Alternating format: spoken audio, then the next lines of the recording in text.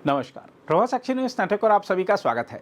भारत के स्वदेशी airborne early warning and control प्रणाली यानी अवाक्स जिसे नेत्र कहा जा रहा है, उसको अंतिम परिचालन मंजूरी दे दी गई है, जिससे इसके भारतीय वायुसेना में औपचारिक रूप से शामिल करने का रास्ता साफ हो गया है।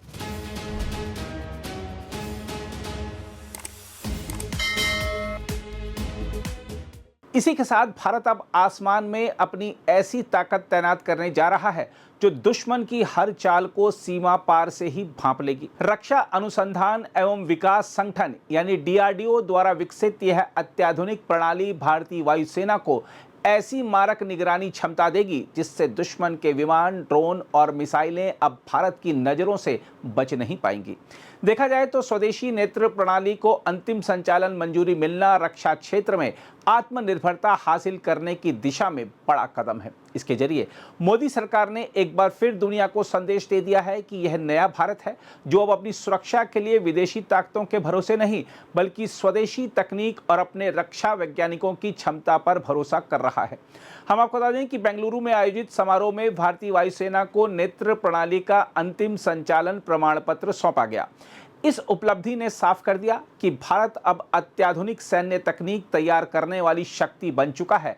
वर्ष 2017 में प्रारंभिक संचालन मंजूरी मिलने के बाद इस प्रणाली ने लगातार परीक्षण, उड़ान सत्यापन और वास्तविक अभियानों में अपनी क्षमता साबित की। अब अंतिम संचालन मंजूरी के साथ यह प्रणाली भारतीय वायुसेना की रीढ़ बनने जा रही है। हम आपको बता दें कि नेत्र प्रणाली एक तरह से उड़ती हुई आंख और दिमाग है। यह सैकड़ों किलोमीटर दूर से दुश्मन के विमान, ड्रोन, क्रूज मिसाइल और समुद्री गतिविधियों को पहचान सकती है। इसके सबसे बड़ी ताकत यह है कि यह मित्र और शत्रु की सटीक पहचान कर सकती है तथा युद्ध के दौरान अपने लड़ाकू विमानों को वास्तविक समय में दिशा निर्देश देती है। 300 से 360 डिग्री तक निगरानी क्षमता रखने वाली यह प्रणाली आसमान में दुश्मन की हर हलचल पर नजर रखती है। ब्राजील के एम्ब्रेयर विमान मंच पर आधारित इस प्रणाली में अत्याधुनिक सक्रिय इलेक्ट्रॉनिक स्कैन रडार लगाया गया है। यह वही प्रणाली है जिसने बालाकोट हमले के दौरान भारतीय वायुसेना को निर्णायक बढ़त दिलाने में महत्वपूर्ण भूमिका निभाई थी। उस समय नेत्र ने दुश्मन की गतिविधियों पर लगातार नजर रखते हुए भारतीय विमानों को सुरक्षित और सटीक संचालन सहायता दी थी। अब इसे पूरी युद्धक मंजूरी मिलना पाकिस्तान और चीन दोनों के लिए सीधी चेतावनी है। इस संदर्भ में उप वायुसेना प्रमुख एयर मार्शल अवधेश कुमार भारती ने साफ कहा है कि यह केवल तकनीकी कार्यक्रम का समापन नहीं है बल्कि आत्मनिर्भर भारत की सैन्य क्रांति का उत्सव है। उन्होंने बताया कि बालाकोट अभियान और ऑपरेशन सिंदूर के दौरान इसकी विश्वसनीयता और संचालन क्षमता पूरी तरह सिद्ध हो चुकी है। यह बयान बेहद महत्वपूर्ण है क्योंकि आधुनिक युद्ध अब केवल मिसाइलों और बमों से नहीं जीते जाते बल्कि सूचना और निगरानी की श्रेष्ठता से तय होते हैं। जिस देश की आंख ज्यादा तेज होगी, युद्ध क्षेत्र में वही बाजी मारेगा। रक्षा मंत्री राजनाथ सिंह ने भी इस उपलब्धि को भारत की सामरिक शक्ति में ऐतिहासिक छलांग बताया है। उन्होंने कहा है कि यह उपलब्धि भारत की हवाई निगरानी और कमान नियंत्रण क्षमता को अभूतपूर्व मजबूती देगी।